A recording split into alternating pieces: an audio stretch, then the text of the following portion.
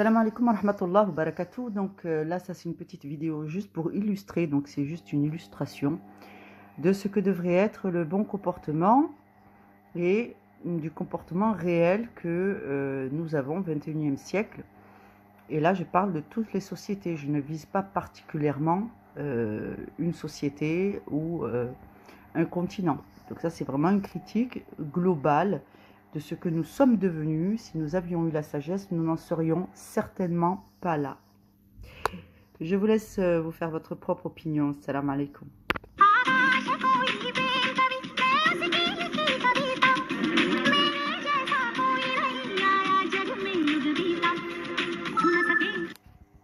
Salam alaikum wa rahmatullah.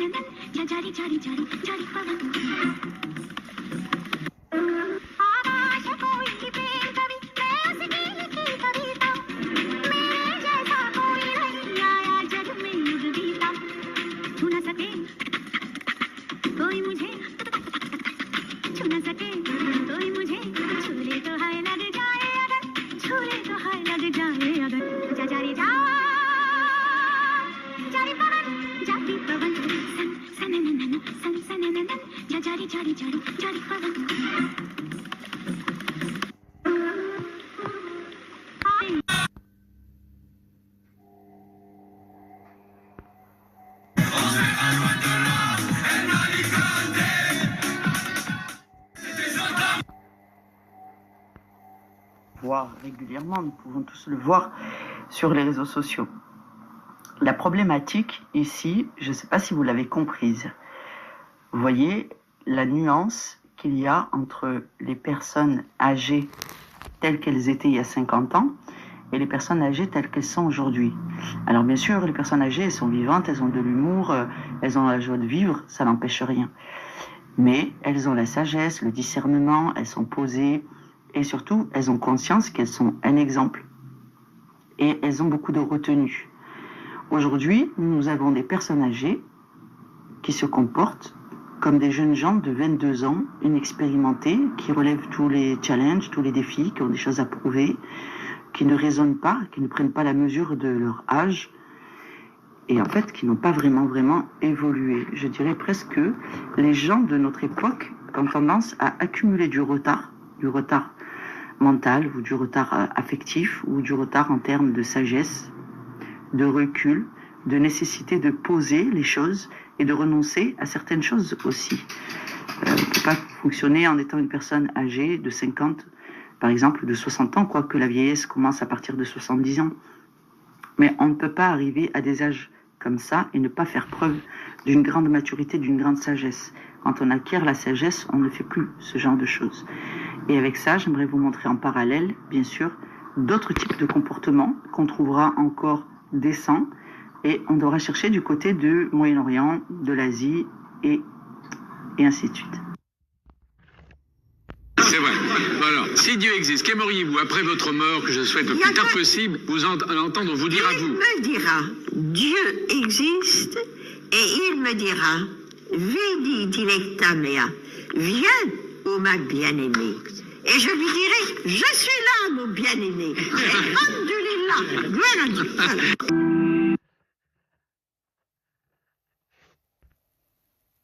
Au nom du Père et du Fils.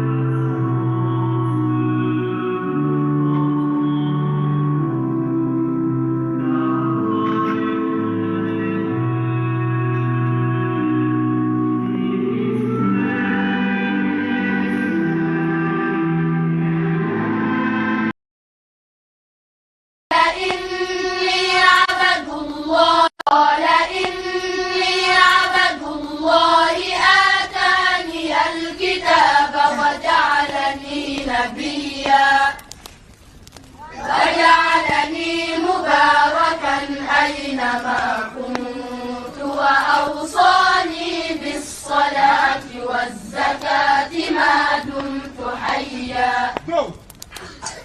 وبرا بوالدتي ولم يجعلني جبارا شقيا والسلام علي يوم ولدت ويوم أموت ويوم أبعث حيا ذلك عيسى بن مريم قول الحق الذي فيه يمترون. وإذ قال إبراهيم رب أرني كيف تحيي الموتى قال أولم تؤمن قال بلى ولكن ليطمئن قلبي قال فخذ 4 من الطير فصرهن إليك ثم اجعل على كل جبل منهن جزءا ثم ادعهن يأتينك سعيا واعلم أن الله عزيز حكيم. وإذ قال إبراهيم رب أرني كيف تحيي الموتى قال أولم تؤمن قال بلى ولكن ليطمئن قلبي قال فخذ 4 من الطير فصرهن إليك ثم اجعل على كل جبل منهن جزءا ثم ادعهن يأتينك سعيا واعلم أن الله عزيز حكيم.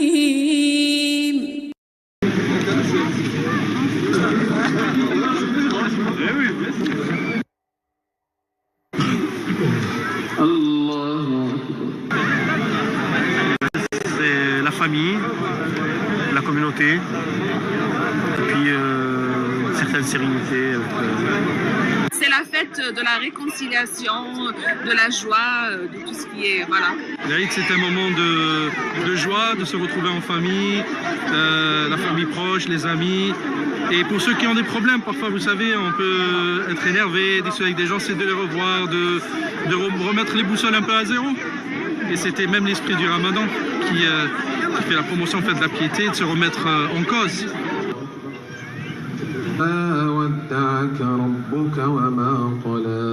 On va se trouver avec les familles, vous savez, les gâteaux, les repas, etc., avec les enfants, les cadeaux pour les enfants, et aller voir les amis, vous savez, aussi faire des visites aux hôpitaux, ceux qui sont malades, donc en train de confort. Donc il y a pas mal de choses qu'on fait, donc l'association à Boro-Ouest.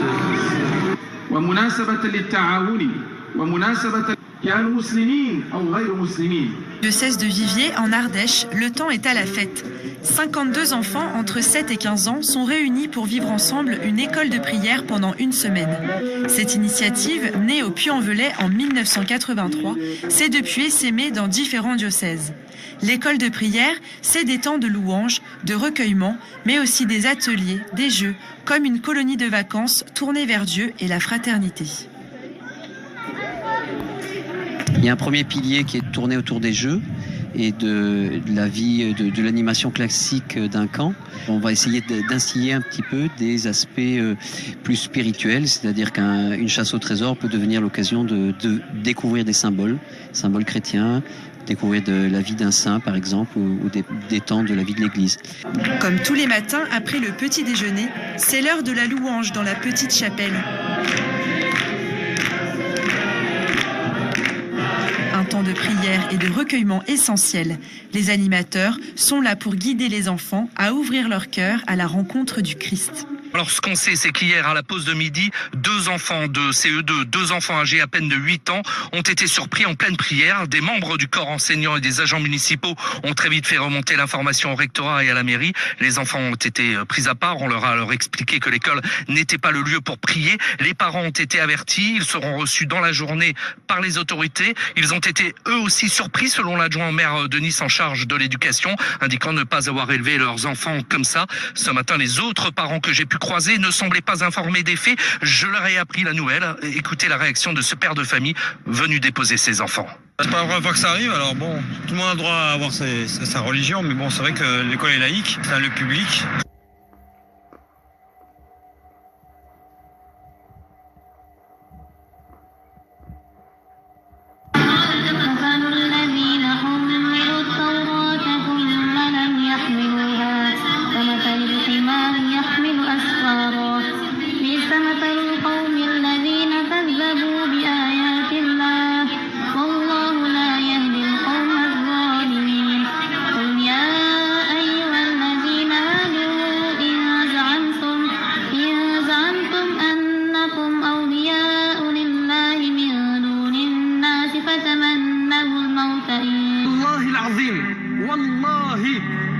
J'aurais jamais imaginé, il y a 10 ans, ou il y a 15 ans, imaginer qu'il pouvait y avoir des sœurs qui ont ce courage et cette audace de s'afficher avec le hijab en train de mettre des clips de rap ou de la musique et danser sur TikTok.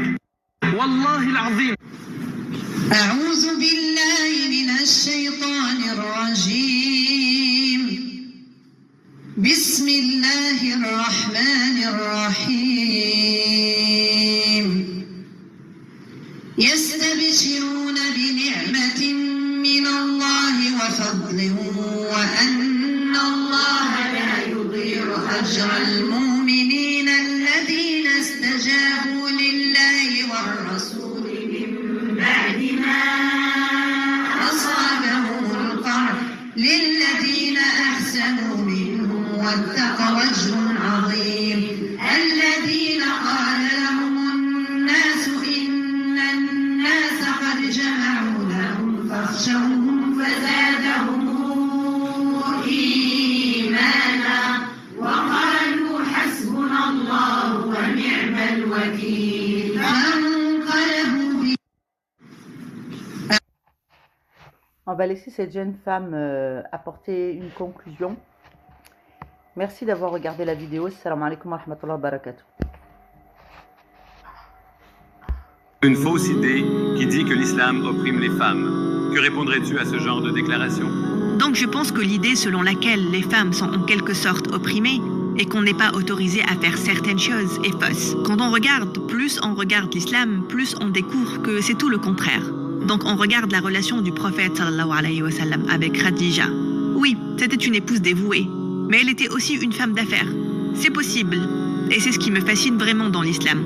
C'est d'apprendre à être une vraie femme. Parce qu'évidemment, j'ai été élevée par une femme assez indépendante. Et c'était toujours un peu cette attitude de « je n'ai pas besoin d'un homme ». Et puis, quand on apprend l'islam et qu'on comprend la valeur d'un homme et qu'on comprend sa propre valeur, qui est complètement différente en tant que femme, et qu'on s'appuie sur ça, tout en comprenant que l'on peut toujours avoir une entreprise et que l'on peut toujours avoir une personnalité et tout ça, c'est juste un mode de vie complet.